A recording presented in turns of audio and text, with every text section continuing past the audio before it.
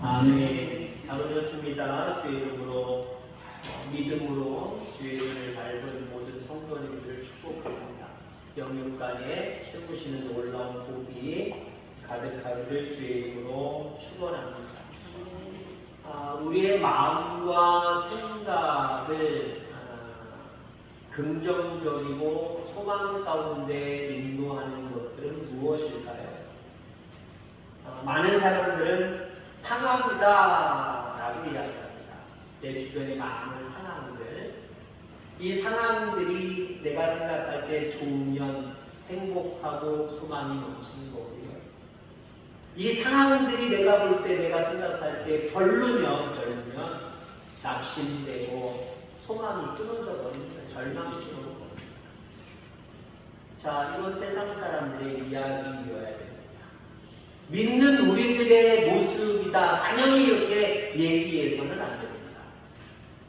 우리를 긍정적으로 또 우리를 소망 가운데로 인도하는 결정적인 요소는 상황이 아니라 믿음이에요. 하나님이어야 돼요. 오늘 찬양 중에 그런 찬양을 있었지요. 귀하신 친구 내게 계십니다. 주 안에 기쁘다. 주 안에 기쁘다. 우리 하나님은, 우리 주님은 우리의 참된 기쁨의 원천이십니다. 영원히 기뻐할 수 있는 기쁨은 세상에 없어요. 아무리 상황은 좋게 됐으면 좋겠다, 이런 상황이 됐으면 좋겠다, 내가 원하는 상황이 됐을 때의 기쁨 얼마나 합니까? 오래 안 가거든요. 어떤 때 딸딸대고 웃을 때 그때만 끝일 때가 있고요. 길어봐야 몇 년, 또 길어봐야, 아주 길어봐야 내 평생에 30년, 40년 그 정도. 대부분은요, 며칠 있으면, 몇 시간 지나면, 한두 달만 지나면 그거 다 사라져버려요. 왜? 상황은 변하니까. 내가 처음에 원하고 기뻐하는 상황이었는데 그 상황이 계속 내 삶 가운데 머물러줬으면 좋겠는데 안 머물러줘. 또 휙가다. 날씨 바뀌듯이 휙가다. 구름 없다가 태양이 갑자기 나타나고, 태양 쨍쨍 키다가도 갑자기 구름이 나타나고, 그거 우리 알 수 없잖아요. 자, 그런데 우리 하나님이 여전히 우리 함께 하셔서 우리 편을 되어주십니다. 그분 안에서 소망을 가지고, 그분 안에서 여러분들 긍정적인 마음을 가지고 그분이 주시는 놀라운 은혜 가운데 살아가는 것, 그 힘은 믿음이에요. 여러분들의 온전한 이 믿음이 충만하기를 주의 이름으로 축원합니다. 자, 믿음에 대한 이야기를 하자면 거룩한 겉모습과 어떤 말투, 걸음걸이, 이게 믿음이 아니라는 거예요. 교회에서 샬롬 인사하고 할렐루야 아멘 하면 다 믿음 있는 사람이냐? 물론 표면적으로는 아멘 안 하는 사람은 예수 안 믿나 보다. 저 사람 아멘 소리를 하네? 예수 믿는 사람인가? 할렐루야라는 소리를 하네? 인사하는데 샬롬이라고 인사를 하네? 저 사람 믿는 사람인가 보다.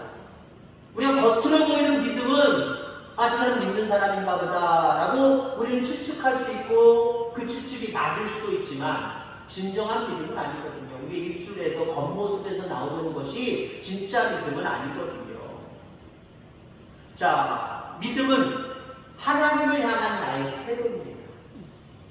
앞부분을 연결하면 하나님을 향한, 하나님이 허락하여 주신 모든 상황에 대한 나의 생각과 나의 마음이 진짜 믿음이에요. 여러분, 우리의 모든 상황은 하나님이 허락하신 겁니다.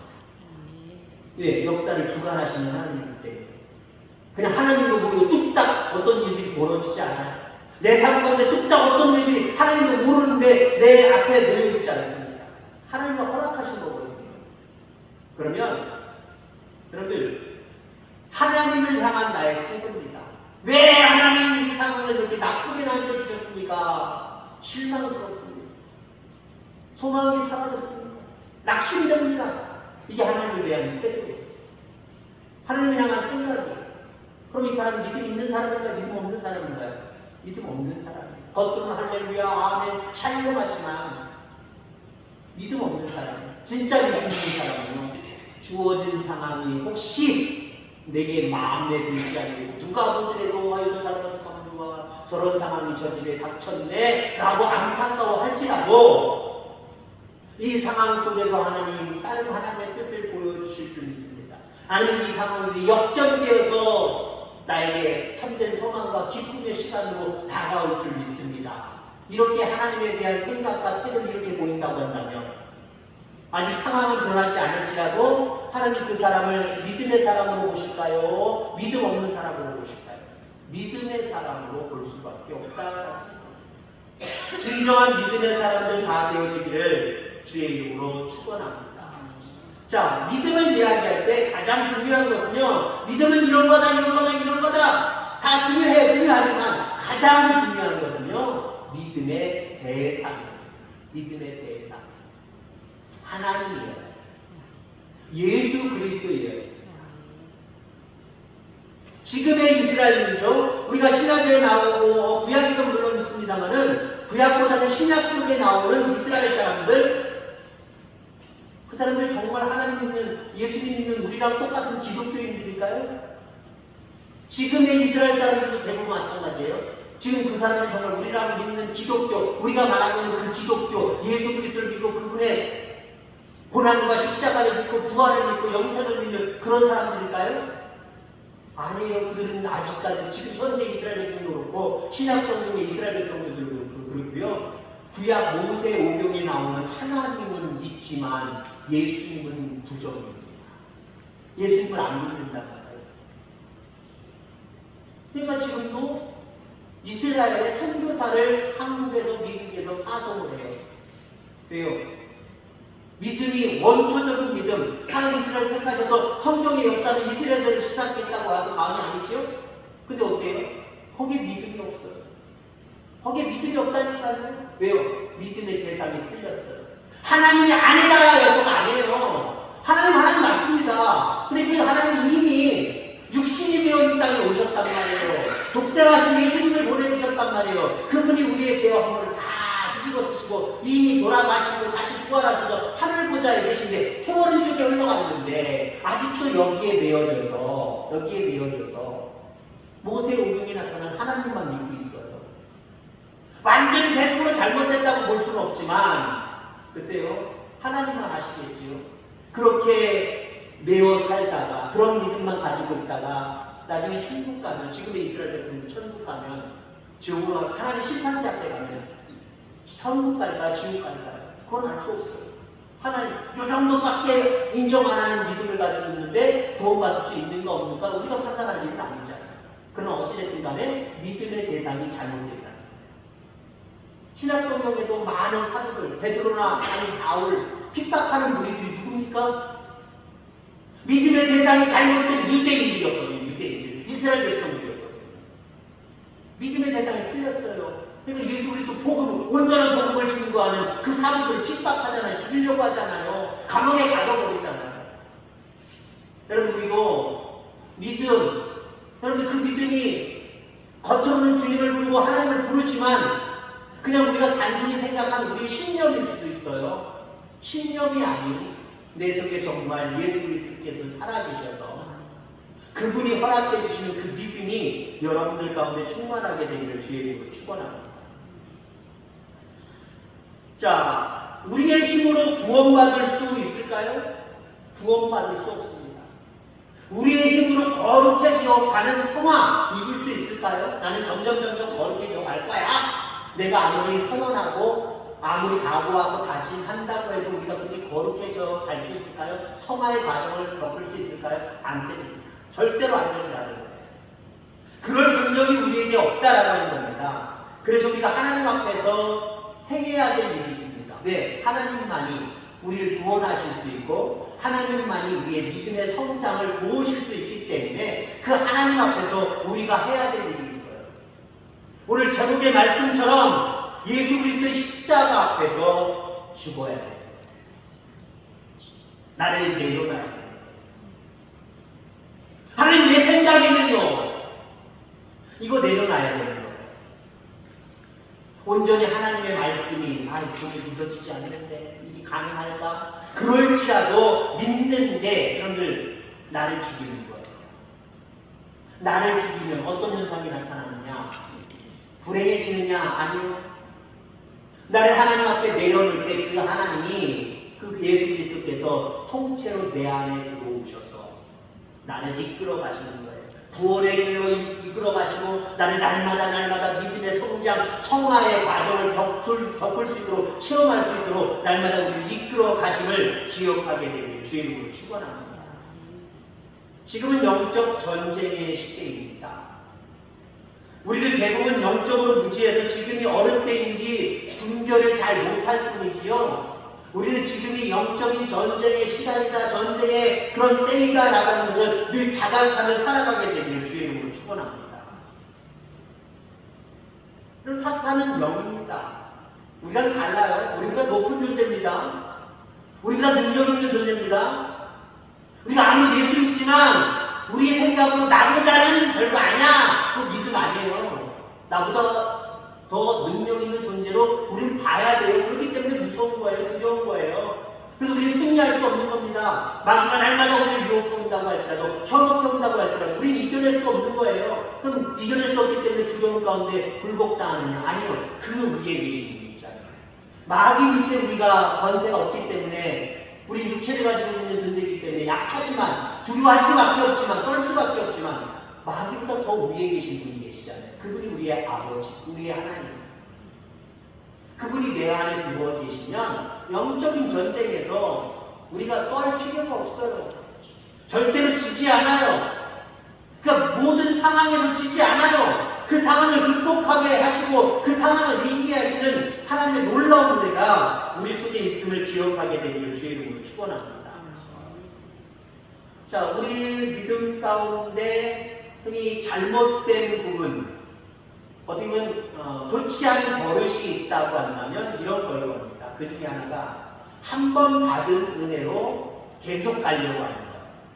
그게 어쩌면 나쁜 어떤 버릇일 수도 있어요. 좋지 않은 습관일 수도 있습니다. 그럼 이거 버릴 수 있게 되기를 주의 이름으로 축원합니다. 왜냐하면 마귀는 날마다 우리를 현혹하고 유혹합니다. 그리고 과거 내가 몇 년 전에, 몇십 년 전에 받았던 은혜 가지고 살려고 하면 우리는 백전백패할 수밖에 없어요. 날마다 공격해오는데, 어떻게 공격해와요? 점점 새롭게 공격해와요.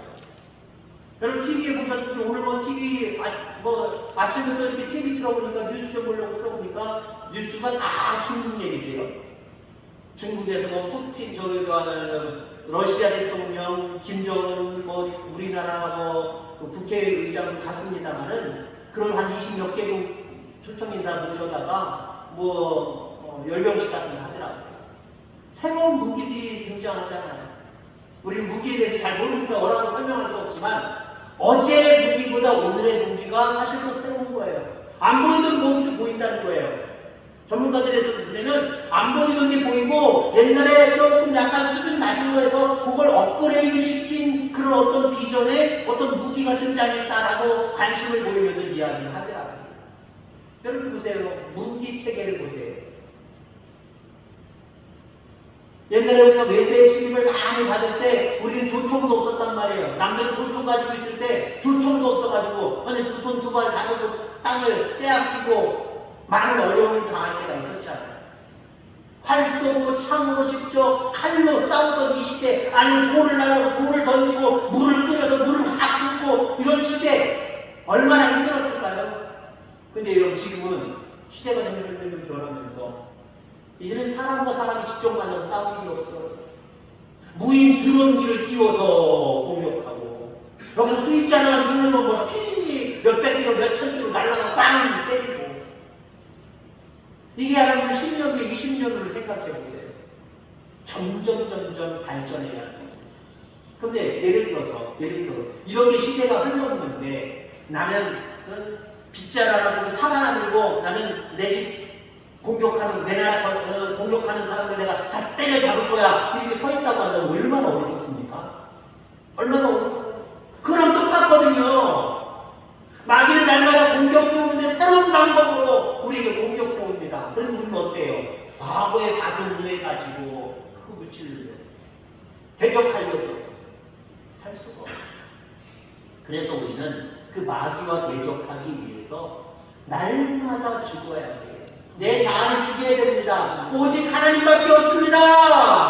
하나님만이 내 안에 오셔서 나를 주장하여 주옵소서. 이 믿음을 가지고 가면 내 속에 하나님이 직접 오십니다. 그래서 나를 무장시켜 주시고 결국 모든 상황들을 극복하게 하시는 줄 기억하기를 주의 이름으로 축원합니다. 오늘 본문으로 돌아가서 하나님이 아브라함에게 아들을 약속하십니다. 아브라함은 몸종 하가를 통해서 낳은 이스마엘이 내 상속자 아닙니까? 아니야. 아니니까 상속자로 여기지 마라. 너와 사라를 통해서 네 몸에서 낳은 아들이 진짜 상속자야. 자, 그런데 그러면서 또 더 큰 비전을 주십니다. 바깥으로 데리고 나와서 별을 보게 하시고 너의 후손들이 이렇게 많아질 거야.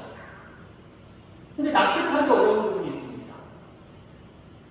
지금 그 이야기를 하는 장면이 75세입니다. 아브라함이 75세, 사라가 65세.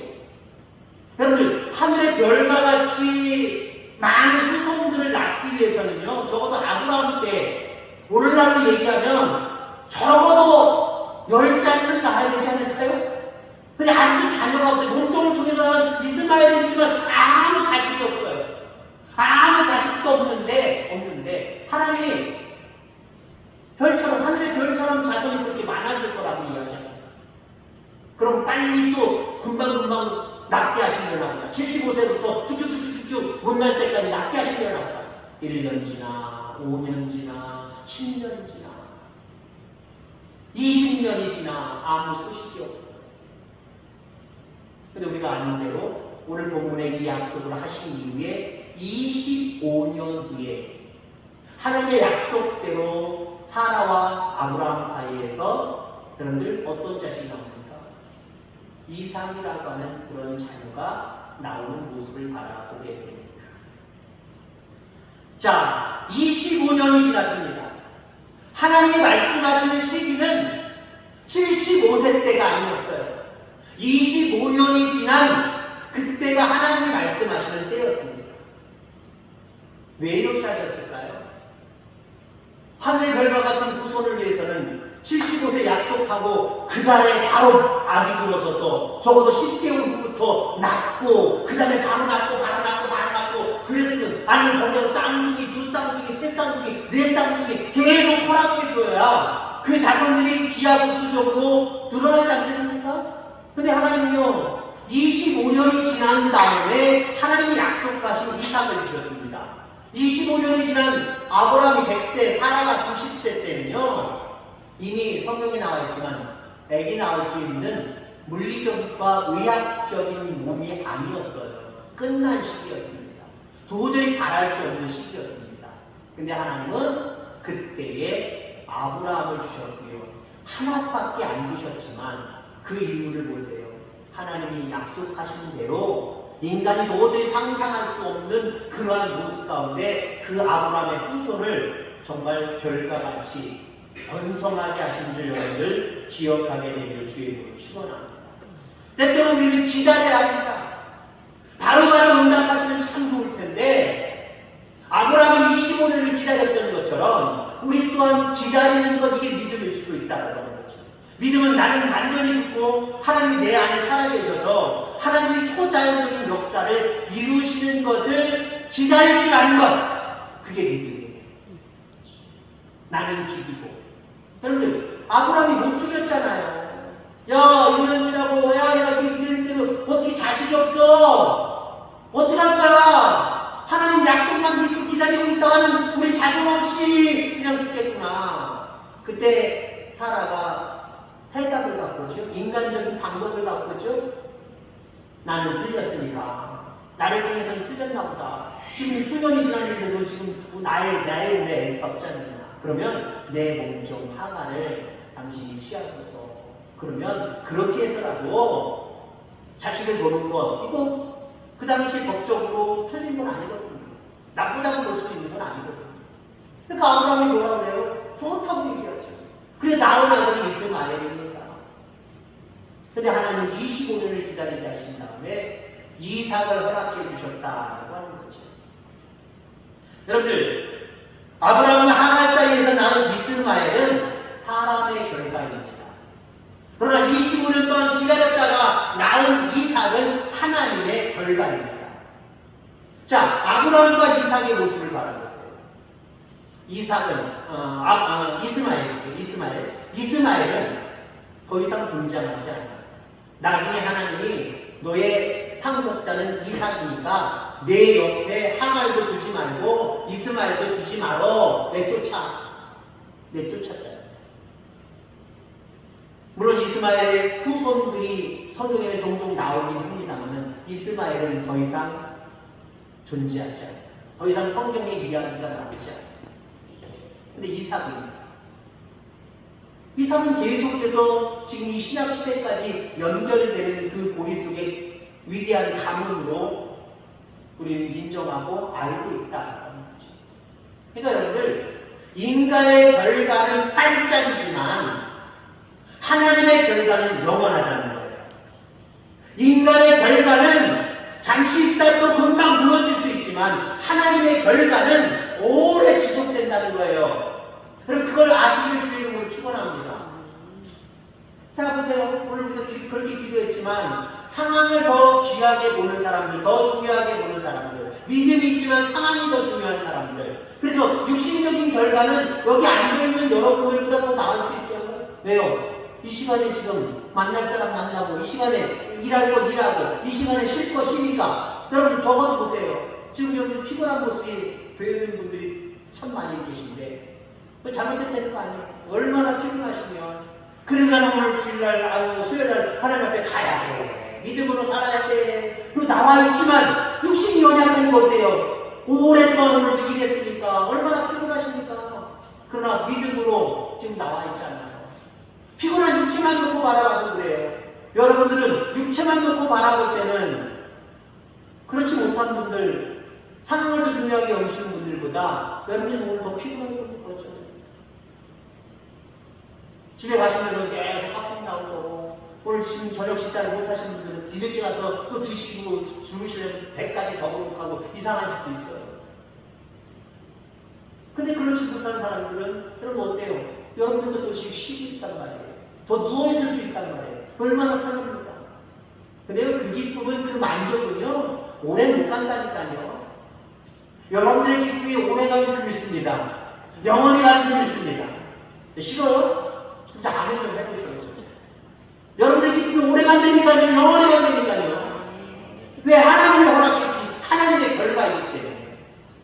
인간의 결과는 오래 못 가요. 인간의 결과, 이스마엘을 낳고 얼마나 흥분했을까요? 이 하나님 약속 믿었다가 내가 죽을 뻔했는데 이렇게 방법을 취하여서 인간의 약속을 해결하니까 이스마엘 생겼잖아. 아유, 삶에 기쁨이 생기네, 행복하네. 그럴지 모르지만 나중에는요, 내쫓아내야 됩니다. 왜? 상속자인 이삭과 분열이 날 수 있거든요. 마찰이 일어날 수 있거든요. 하나님 내 보내네요. 정때예요. 내가 준 결과가 아니니까, 너희들 스스로 인간적인 방법으로 얻은 결과니까 이건 냉정하게 나를 죽이듯이 죽이려는 거예요. 없애라는 거예요. 흔적을 지우려는 거예요.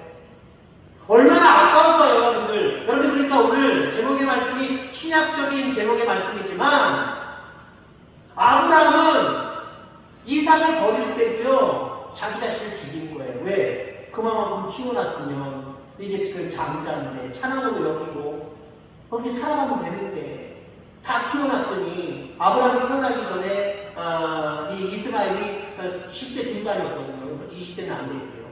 그래서 어느 날 다 키우는 거 아닙니까?